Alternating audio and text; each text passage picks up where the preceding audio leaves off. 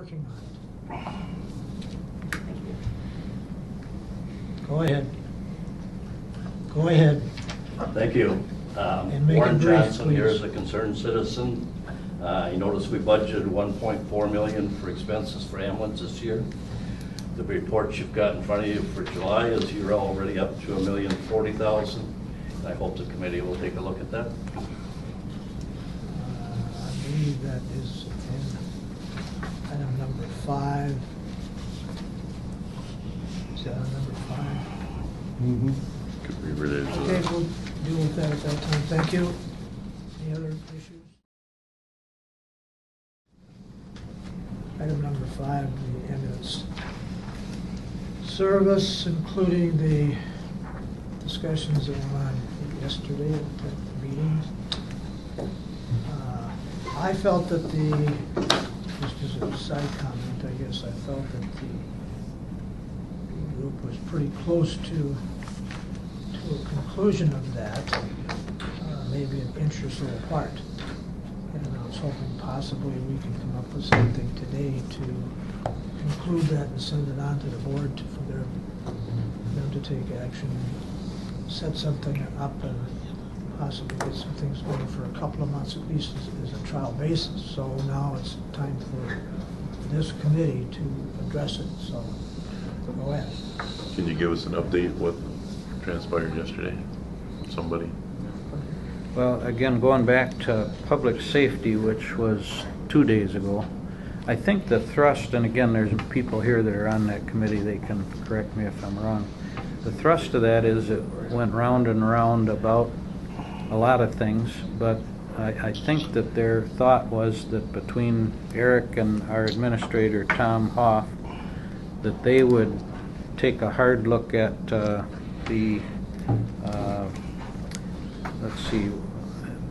full-time staffing of the ambulance service, and that they'd look at that and compare the costs of doing what we are now versus that. It would give us a lot more control of what's going on. It would give the ambulance service more adhesiveness, you might say, and that's tied into location of ambulance facilities a little bit, because how you staff locations is part of the equation. So I think rather than bounce it around like a pinball machine from committee to board to committee and around, that what might be beneficial is if this committee take a look at, have whatever input they would like, the county board might want to do that next Thursday night, and then have them work it out and come back with something the next month that makes sense. And you know, citizen input is always important, and we can have some of that today, some of that next Thursday night. You can have a special meeting again if you want. I don't care how you do it, but I think that the ambulance service, from their position, because of the facilities we've got and the issues at hand, it needs to be addressed. It can't just be tabled and referred endlessly. So is that kind of what happened? That's a good summary. I think, you know, because Tom, he was at a meeting at the time, he should, you know, I don't want to, Eric and Tom decided and kind of, you know, he needs to put his input into it too, because he wasn't present. That's part of the reason why it's here today. Right. Go ahead, Mr. Bassett. I understand Eric's frustration. That's why I started talking about maybe it's time to go full-time. Tuesday, I believe it was. Bottom line is, right now, our paramedics and EMTs, and if I get this wrong, correct me, Eric, but they basically sign up over the internet somehow and take job slots. Correct. You really don't have any control over that. I have control over how many hours they can put in. Well, okay, but you don't have who signs up for what or which station they sign up for. And it appears to me, and that's my thinking, if we're ever going to get equality as far as ambulance service, et cetera, in this county, the director needs more control of the shifts, the employees and what they work, et cetera, which department, or not department, but which fire hall they service, etc. I think I like the idea of the full-time service, although before I ever were to say yes, I would want to see the numbers. I would want to know what we're doing now financially, and I would know what the future might bring if we do this full-time thing. And it's kind of frustrating, and I understand his frustration too, where we have, I think it's 19 EMTs, paramedics, that are even working so many hours that they're getting, we're paying their insurance and everything too. And I don't know, it just seems like it's time to really devour the numbers, look at them hard, and make a decision. If the numbers work out, I would be all for it myself, but. I think we were that close yesterday, but it was this number game that started going on, and everybody's got a different number. Well, And so that's a good place to go. Anyone want to counter what Jim just said? Go ahead. As discussed yesterday, the thing about going full-time, it would give the ambulance administrator the flexibility to say, you're going to work in Radisson today, you're going to work at Winter, you're going to work at Stone Lake, which he doesn't have now. He can't do that right now. Can we find out, do we know, or do you know the answer to that as to why? Is that you, Eric? Are you the one to answer that question? Why don't you have that authority? Legally, can't do it.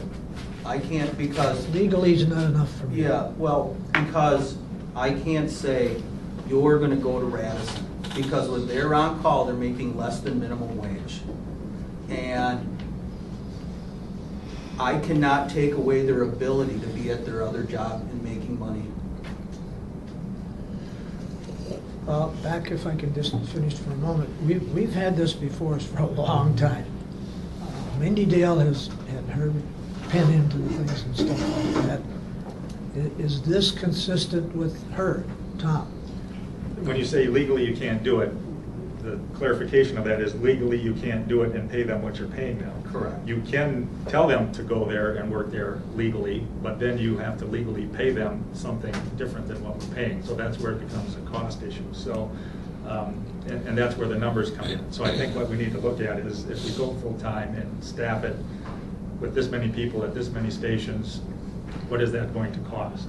And so it's going to be the board's responsibility to say, yes, we do want to provide this level of service or this level of service for the county, and this is what it's going to cost. And there would be a cost to that, and it may be more than what we're doing now, and if that's acceptable, then that's what we'll do. So, yeah, it does come down to the numbers, and we do need to crunch those numbers and see what it is going to cost.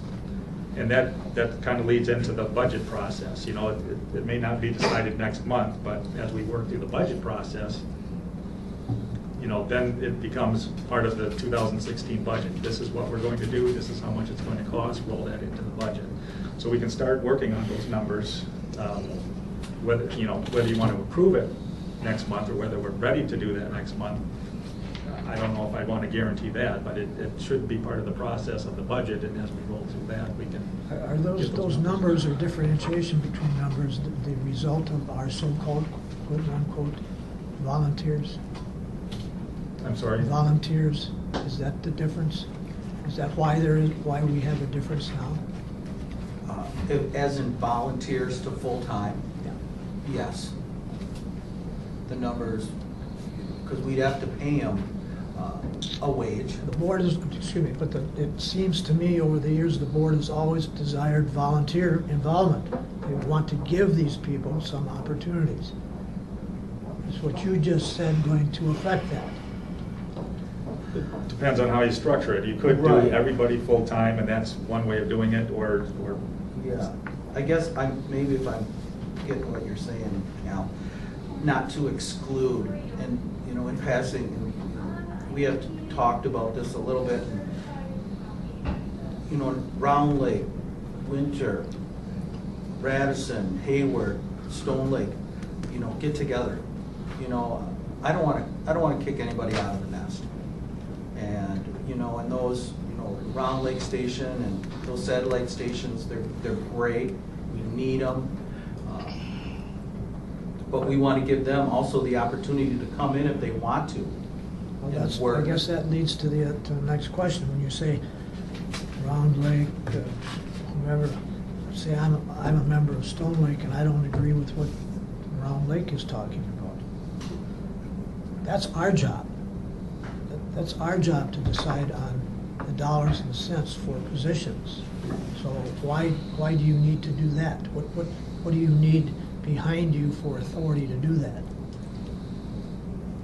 If two different departments are running similar deals, why would they have any involvement in what they get paid? Well, they all are Sawyer County. And if you talk about Round Lake, I mean, it seems that community with that fire department, that ambulance, they are very supportive. They build them new stations and provide areas for them, and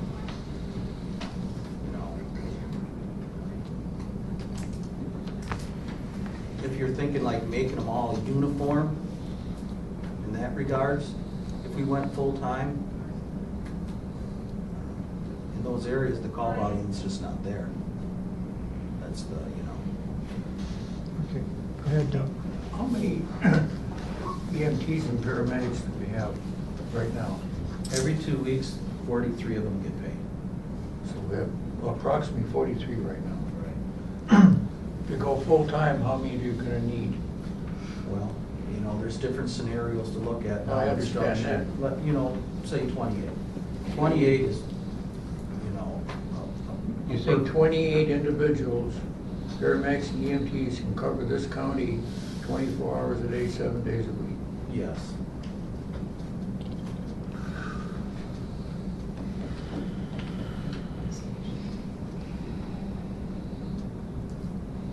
How long will your shifts be? 10 hours, 12 hours? 12-hour shifts. 12-hour shifts? Yep. I would think Go ahead. 12 and 16. There's other areas. Tom and myself, we need to really put it on paper and look at examples of other communities, how they're running their ambulance. I mean, there's places that have, you pull 2 12s and a 16. Different ways that they're structured. Does Washburn have full-time? Washburn has, yes, they have North Memorial, but, North Memorial, they just contract with the townships. Like, I've been going to the townships on our border because they don't contract with them. And, private company comes in, they talk to the township of Round Lake. Okay, we're gonna give you a bid to cover your township. Hayward, we're gonna give you a bid. Bass Lake, we're gonna give you a bid. And that's how they do it. You don't want it, well, we won't provide service to you, because it's really the township's responsibility. Ashland and Bayfield, how do they, Ashland is Ashland Fire, and Bayfield has Great Divide, and they have Barnes. Barnes is basically. are they full-time or are they part? Barnes, yes, Great Divide is full-time, and Barnes is volunteer. Great Divide, how many?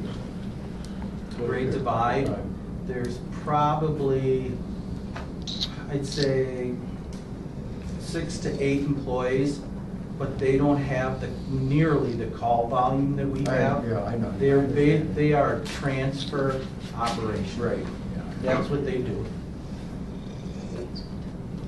Part of the static that's out there is a lot of counties think we're really in great shape.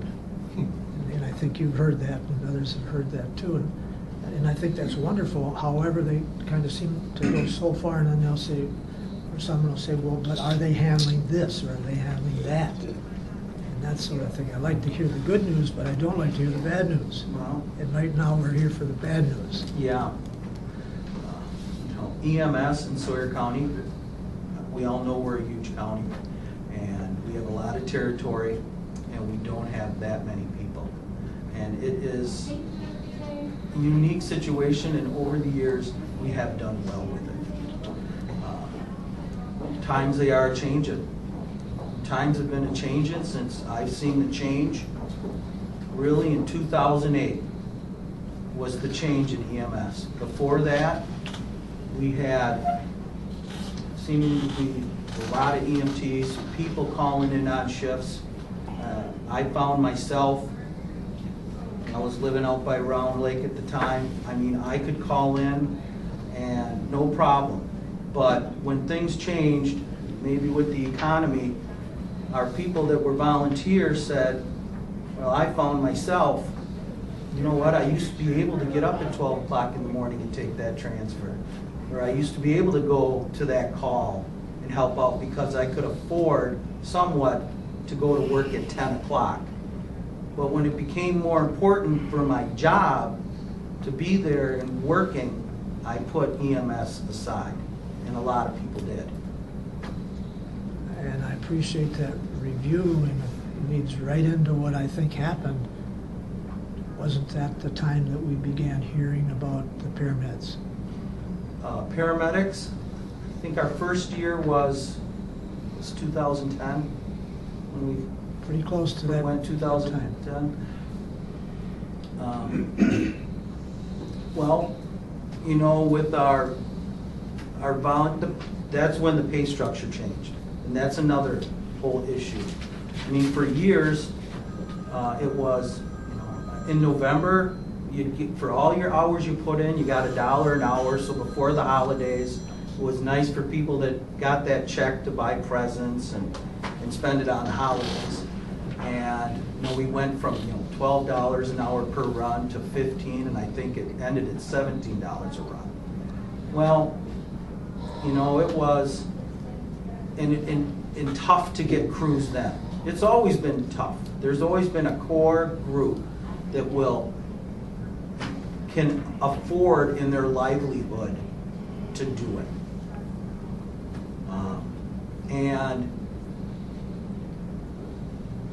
you know, that's when it changed. It became people made money. They said in We had people 2010, leave- this is my job. I'm going to focus my energy on it, and that was another factor. We had people leaving Sawyer County employment for paramedic. True, and that was another problem that we had throughout the years, is we were considered the stepping stone.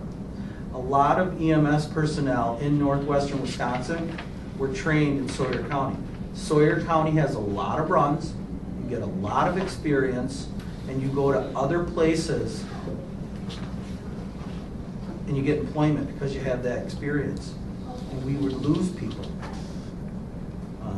Go ahead. Yesterday I had a select board meeting up at Ashland, and I'm sitting next to my good friend Dave Willingham, who sits on the Russ County Board. And he's on the Public Safety Committee down there, and they're having a real tough time with their ambulance service right now. And Dave's first comment to me was, well, Bill, you guys are making a lot of money off of us right now. And I come back with the comment to Dave, we wish you were doing your own transfer. They have 2 paramedics, and they're looking at, similar to what we're doing, what we would like to do. They're gonna make their 2 paramedics full-time and leave their EMTs as volunteer. Just food for your thought. They may be. But they're struggling, they're having a real hard time right Be now. careful. I don't see how that can work.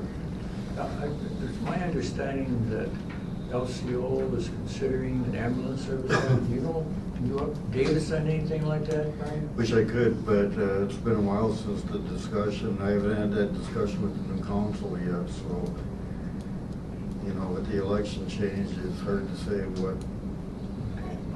I was just kind of wondering where they were coming from, if they were considering out there. I know I heard that some time ago. They want their own ambulance service. How that would affect them. They want that. I'm aware of the fact that they want it, just as. Yeah, well, what you want and what you get, 2 different That's things. it, they're just not able at this I was just kind particular of wondering, time. any update on that, that's all. Yes. Good idea. Actually, how many people in the ambulance service are currently drawing benefits or kind of on a full-time status already, or being paid full-time, essentially? I don't know the number. Well, I don't know what you'd consider full-time, you know, if they're 40 hours, run time a week, or are you thinking like, are they making I don't know $600 how, a week? I don't know, how would you classify It's any the of them people full? that, according to the Affordable Care Act, those that averaged over 30 hours per week, we have to supply them with health insurance if they. How many would that be? I don't know, I can get you the number, I don't know what it is off the top of my head. So, you know, and that was a change in the law that affected the budget. So we are paying health insurance for some individuals that averaged over 30 hours in that look-back period. So that number has an effect on what we're talking about. Right, and so that, you know, as we talk about the budget and what's happened the last couple of years to the budget, one of the things is labor, you know, and the budgets that we've had the last couple of years may have been unrealistic for the service that's being provided, so we're over budget last year, we're probably going to be over, not probably, will be over budget this year, and we need to address that. And so as we go into next year, you know, if nothing changed, the budget would have to be more realistic in what we're spending to provide this service. And in addition to that, if we change the way people are paid and that costs us more money, that's going to be something else again. So I think we need to be prepared as we go into the budget on what ambulance service is going to cost, and are we willing to pay that to provide whatever level of service you need. Thank you much, that's what I wanted to hear. Go ahead. As far as the budgets are concerned, since 2010, we've been in a transitional phase. We haven't had 2 years, 3 years, 5 years of data to back up what we could project into the future. Every year has been just a little bit different. So these budgets were by guess and by golly. We did the best we could, made the best guesstimates we could, and sometimes we're wrong. So, but even now, trying to budget for 2016 is going to be very difficult, even if we do come up with a plan and are going to follow it, because as the old saying goes, tell me how many runs you're going to have between July 21st and July 28th next year. You can't, so it's almost impossible to budget, you know. Yeah, and I wasn't finding fault with the way the budgets were done, I'm just saying that, Well, you know. I didn't, Yeah. I did not think you were finding fault. I just wanted to say that, that's all. Appreciate that, but being as close as you are to Sawyer County, you're an expert, Tom, whether you like it or not. What can you put on the table for us right now? Well, Eric and I need to get together and really crunch some numbers. I mean, we've heard a lot of discussion. It was good hearing the discussion in winter because a few things came up about concerns that we, you know, have kind of heard about, but it was nice to hear directly from the people on what they feel. But they're one set of concerns. There's another set of concerns over here and another set of concerns over here, and we have to put those all together.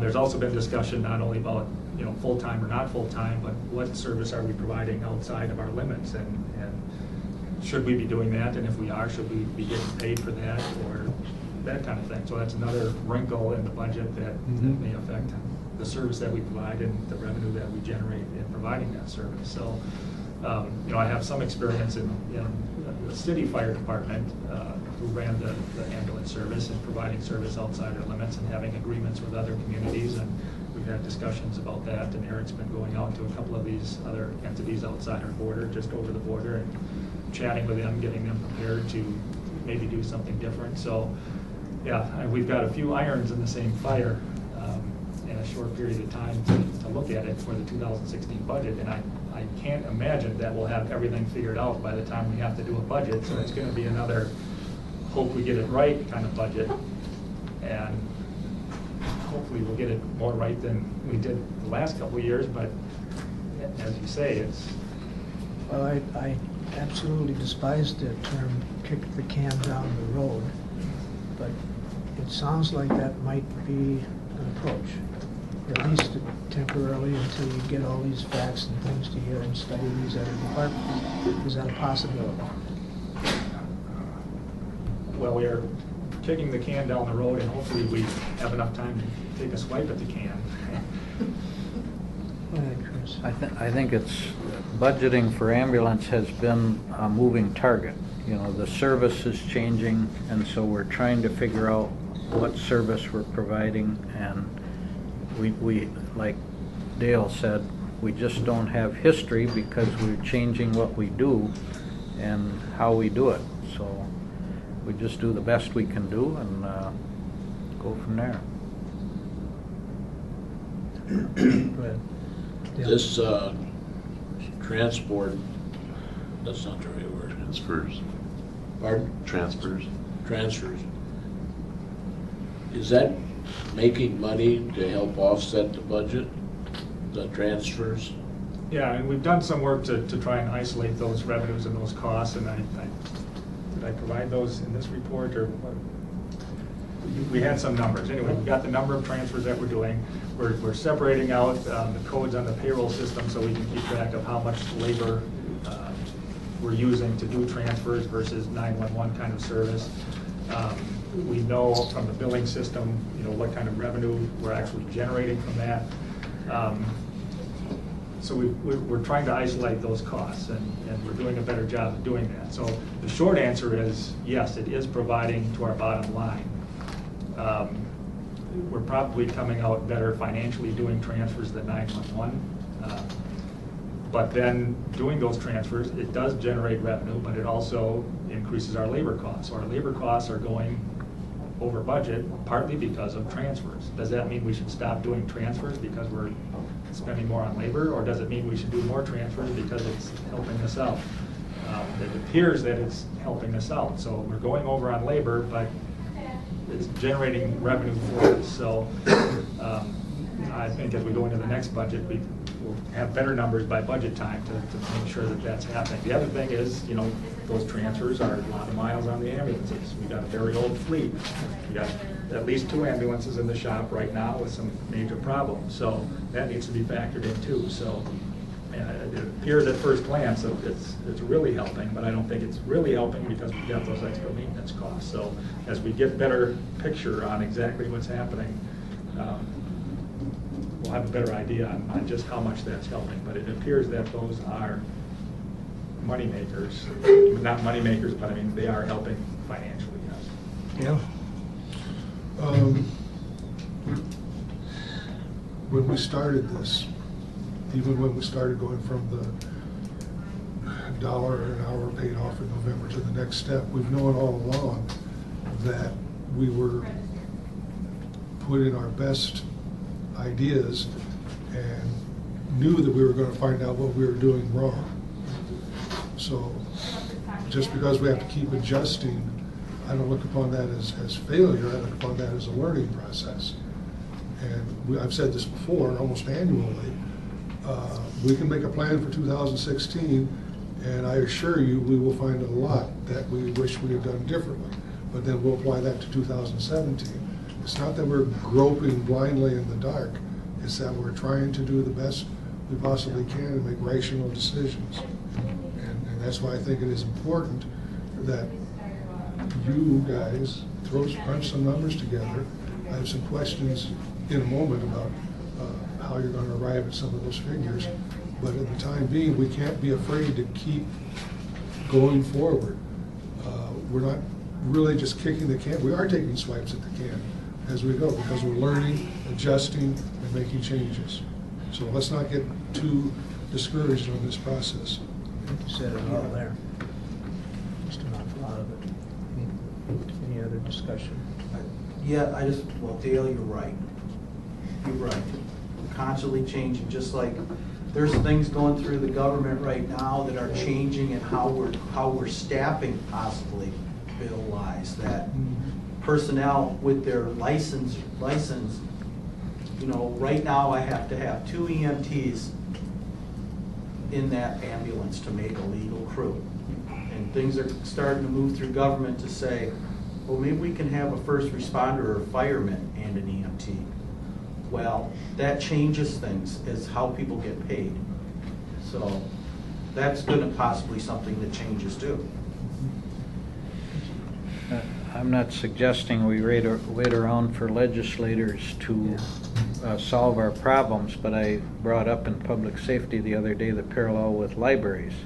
The state decided through legislation to make counties the responsible fiscal unit for funding libraries, and we have to reimburse other libraries outside our county for when our citizens use their libraries, and with ambulance service, they haven't made the determination yet because before it was a municipal responsibility, libraries. And now it's ambulance and EMS is municipal responsibility, and whether the legislature sees fit to do it, it's a chaotic funding mechanism for a very important public service. Linda Zilmer, just to add on to Chris's comment though, I think what we need to look at is that a lot of the population being served by our emergency services are non-residents. There are people vacationing here, and what we've seen as an experience on being able to collect on ambulance calls where we are is a lot of these people that come from out of state who might be on that state's equivalent of, say, Badger Care or whatever, those ambulance claims are not being paid. So we are serving non-residents to a greater extent, and we are not being able to collect the ambulance fees. Have any answer? Well, I don't think you turn around, you don't ask people I know what that. town you're from. We're eligible and we filled out so that we can bill into Minnesota. But you're right. I mean, it's collections. It makes it tougher when people aren't from. They just don't fall off the end of the table. I don't think. No, We write them off. Is that right? Is that statement right? Well, you're with the virtual. I'm speaking on behalf of the ambulance service that serves Edgewater. Which is the Four Corners.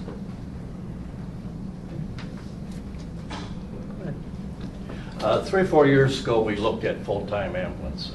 The numbers weren't there, but at the time, we were only getting $600,000 to $700,000 a year.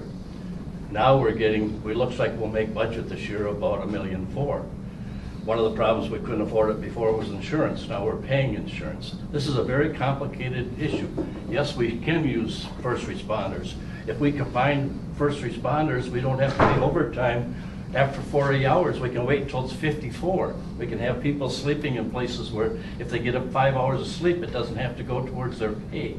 We have all kinds of figures that show what people make as paramedics and EMTs other places, but people have to look at that. We need numbers. Somebody has to sit down and go through these numbers and bring a proposal to this board, and looking at it a few hours a month like we've done the last few months, we've got no place. Tom needs to get a committee going, and it can't be just 2 people. You need to get some people that have some experience in this, have some knowledge in it, people that know numbers, and put it together and come back to this board with a proposal. It's time to do something. Is that what you were referring to, Tom, at the time that you were talking about? Yeah, the makeup of who's going to. That's a different, forget that. Okay. Forget that. Well, that aside then, it is going to take some time to come up with the right plan. But, the problem is the budget is going to happen when the budget happens. And whether we get that done in time or not, we'll have to make a budget with the best information we have at the time, so. So we're on the right track to pursue that. Eric, can you tell us of what you bill and what you receive? How much difference there is in that? Do we get 50%? Do we get 75%? Do you know?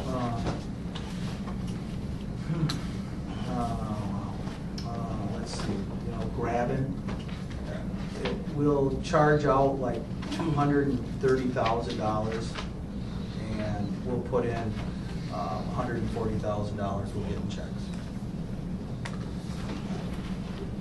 So we're batting 40–50%.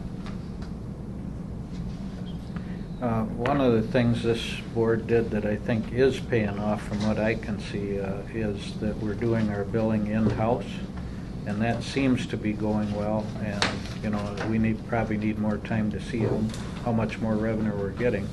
But I think we got a great process and team doing that, and it's providing the local wages as well instead of.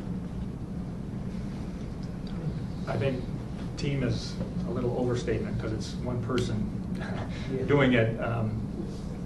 So yes, I mean, it does help to keep a handle on it, but my concern on that is the collection process. She's doing all she can just to get the bills out because of the number of runs we have, and she does a great job, don't get me wrong there, but the other end of that is the collection end, and the time it's gonna take to do that as some of these bills get older and older. So I think that's another thing we need to keep our eye on is what happens to our collections. Are we doing the same amount of collections as we have in the past? And are we improving upon that or not? And what are we gonna do if it starts to slide? Don't you have some direction on staffing already from the board? As On far what as, who you might hire, who you might put in place? well, I mean, we've got the one full-time person doing the ambulance billing, and that's what we have. I think what Hal's referring to is potentially you're gonna hire an accountant. Yeah, the accounting manager position is open, and that's being recruited for right now. Would that person be an added person to help with this issue? That will be a help, yes. Thank you.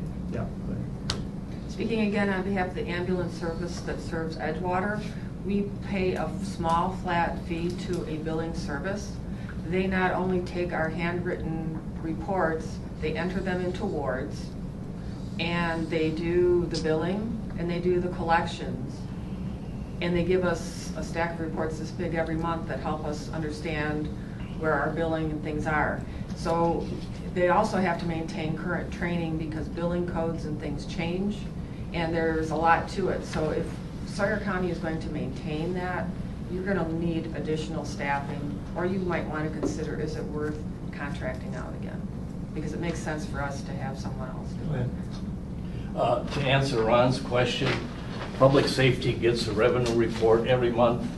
If you look at the first 3 months of the year, you bill out charges, but you don't know if you're gonna get it, you don't know when you're gonna get it. But when we get receipts, the report shows adjustments, and that shows how much was deducted from the bills. So if you look at the adjustments in the gross revenue, that's how much we're getting paid for. The first 3 months of the year, receipts were less than 50% of the bills, but the last 3 months it's been good. Every month they've been more. The revenue we're getting is more than the adjustment. So we're getting more than 50% now. We have revenue coming in. It looks like we will make our budget this year on revenue because we're getting paid more because of our paramedic service. But these things are available for the committee if they spend a little time and look at them. Well, I know, but at least in those first 3 months, we didn't even receive any money because we weren't even getting money from Medicare, Medicaid, or anything because we were just starting out our billing. And I think it's pretty well known. This board understood when we got into this whole thing it was gonna cost us some money. Nobody at this table or anywhere else can sit and say, oh, what happened? We all knew it was gonna cost us money. And how long it's gonna cost money, I don't know. Wish it wasn't at all. However, we've heard indications that it is costing us money. It may be time for some more patience on how much it's costing us. I'm really interested myself, depending on how the rest of you feel about it, but I'm interested in Tom getting a group together, getting these guys that you need, the people who know what is going on, or who have gone through something like this, or whomever you think, and go to work on it, get something going. If you can do something by board time, fine, but I don't think that's gonna happen. So I would say maybe come back next month and see what you can get us. In the meantime, however, how are you gonna be handling things? Are you gonna see any changes coming or anything happening on your end?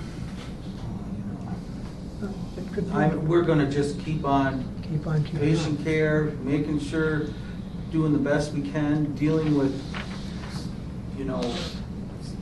facilities, which, we're working on, but we keep getting bounced past, back and forth, and I'm between a rock and a hard place. Like I started this a year ago about the facility in Radisson, and I need some help. I need some help because I need someone to make a decision so I can act on it. And our job is to serve the public. When those people are laying on those cots and you guys are running around trying to get everything tied up to get out of there, they could care less about Sawyer County or me or you or whomever. They just want and need the help that you're providing. That's what we're supposed to be doing. So let's do it. I guess Eric, I would suggest that we just forget about where a new bus barn might be built. We need to go through this process first, so that's off the I table. happen to think you're right. That's off the table. My one concern is getting the people out of an unsafe building. Exactly, that's So my. that's the priority now, work on that. There are some issues that are out there that are priorities, we already know about them, no big surprises. Get those off the table, and then get on with the deal that these guys have. So, back to our temporary solution for the facilities. You know, we talked about some of the options that I talked to Public Safety Committee about different options, and they said, well, you know, we'll give it to the board. So I put those options down, gave it to them, and then they sent it back and said they pretty much want one recommendation. So I need, from the options, a decision, so we go to the board, I can get them out of an unsafe facility. And, you know, either we're going to rent a place, I mean, with those options, I need a decision. Yeah. Go ahead, Bassett. You know, we've got a house in Radisson that is gonna cost about $15,000 estimate to bring it up to code where it'd be safe for employees to be able to sleep, et cetera, et cetera. Right now, it is on the in-rem list that Chris has, and if we don't do a little of something, it's gonna go out there and somebody might buy that property and we're gonna lose it. It wouldn't take long if you had to rent a place to burn up $15,000. And this is a piece of property that the county owes and hasn't paid. We haven't paid a dime for it. It came back in the in-rem process. It would be, in my opinion, it would be silly to let that slip through our hands.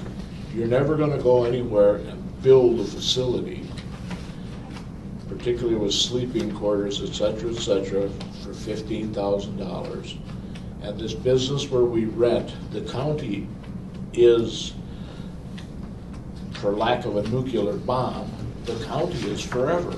We're gonna be here in the county government, that's gonna be different faces, but 100 years from now, and obviously I don't think that house will last 100 years, but still, if we were renting all that period of time, just think of the ungodly amount of money that we would have just kicked out the door for nothing. Personally, even if we do not end up making the permanent hub in Radisson for the ambulance service on the southern end of the county, if nothing else, the house would be worth more if it was, the joist was fixed in the floor joists and the water in the crawl space, the problems were fixed, the house would be worth more. So I don't think we'd lose money. I think we need to get on it. And we need to get on, Jim, but we don't, excuse me, but we don't need real estate reports. What's your answer to that? As far as, well, we did take a house in Radisson through the in-rem process, and next month the committee will approve a land sale list that might or might not include that house on there.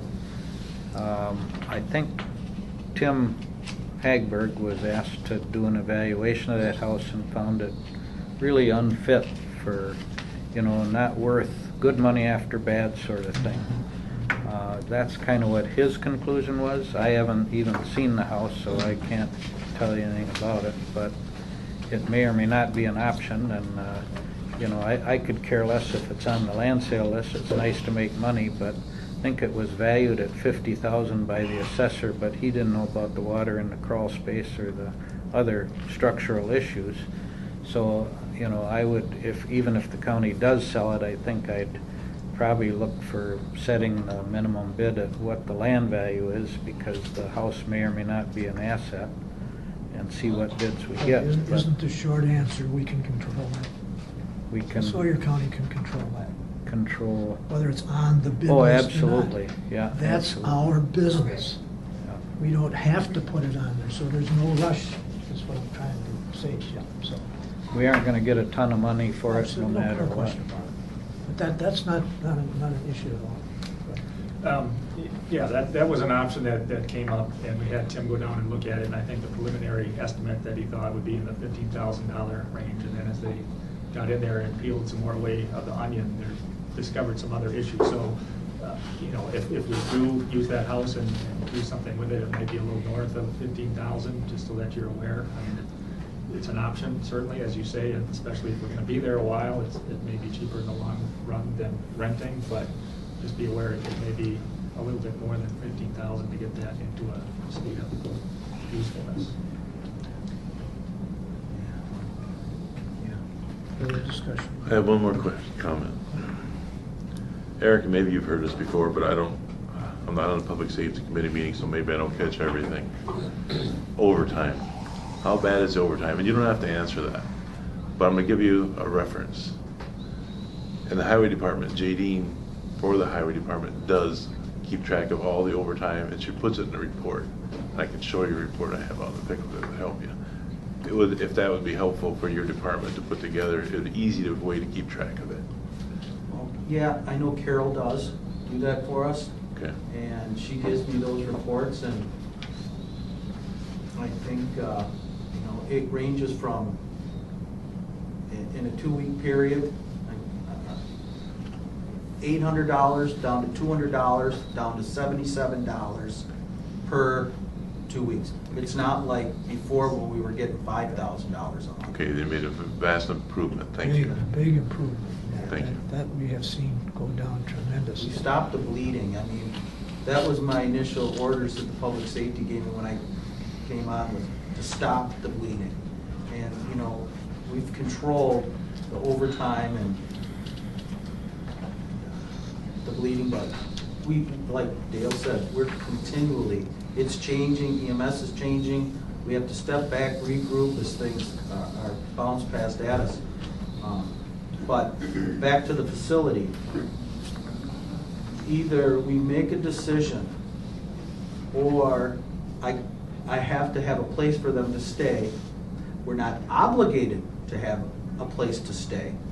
And with the full time, if we were to go that route, that's a different way to look at it too, because, for the meantime, I could say, all right, you're staging in that ambulance because you're getting paid a wage. You're in the ambulance. I don't have to have a place for you to sit. I don't have to have a place for you. I mean, we're renting for $100 a month garage in Radisson. Keep an ambulance there. One crew comes on, and then one's going off. They just switch, and they're in the corridor of the southern corridor. I mean, that's a game changer. Do we want to have a facility down there? Yes. Do we want a brand new, professional, nice station representing the southern end of the county with people with jobs, looking when they go by, hey, I want to be a paramedic, I want to be an EMT, I want to do that, and be able to, live in that community and raise a family from those wages and keep people there? Yes. In the meantime, if we're not going to make those decisions, then we're in the Radisson school.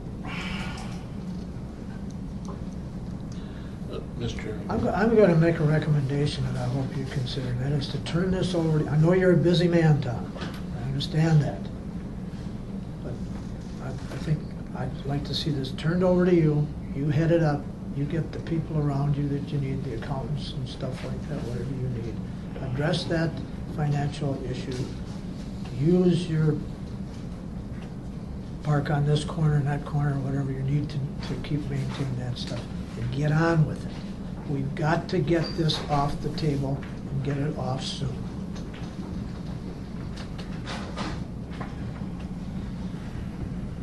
Amen. Is that a motion? It sounded like it. I guess I'll second it. Sure.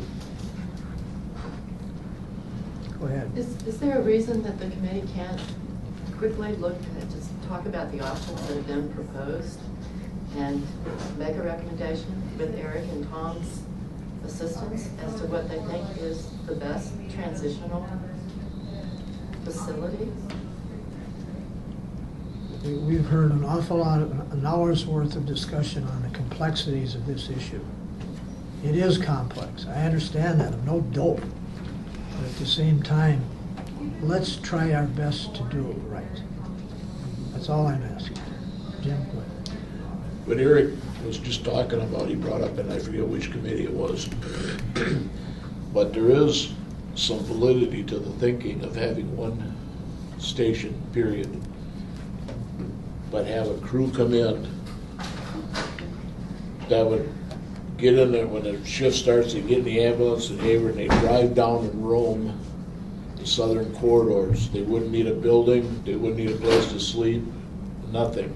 At the end of their shift, they go back, and as they were going back north, they'd meet the next shift coming south to do the same thing. And would completely eliminate which is something you need to talk to Tom about. A creative way of doing it, I mean, just, I hate to say things, because then they'll come out in the paper and they'll skew them all.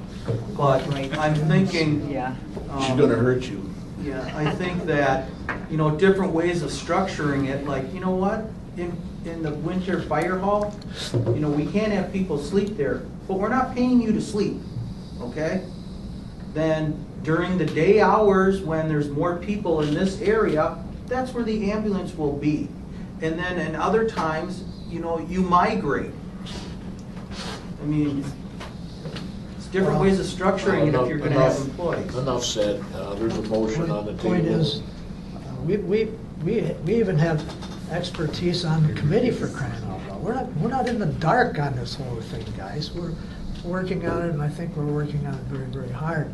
But there's just as many answers to the question as there are people in this room.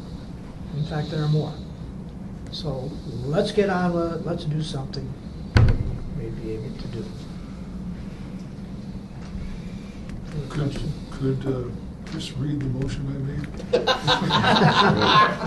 Sorry about that. Well, again, it's really to direct that our county administrator work with Eric and others, and we haven't specified whoever he determines, to investigate the issues as far as full-time ambulance service or other options to that, including the financial part, and along with that, temporary facilities if needed, all issues relating to ambulance locations. It all fits together into one big puzzle. And try your best to keep obvious bias off that committee. Further discussion of the motion? All those in favor of the motion say aye. Aye. Opposed? Motion's carried. Thank you very much, folks. I know it's a tough one. Excuse me for my blow-ups here and there, but it's just been around too long, and we've had too many good people working on it that are really being criticized for things that they shouldn't be criticized for. So, thank you much. We'll go on to item number 6.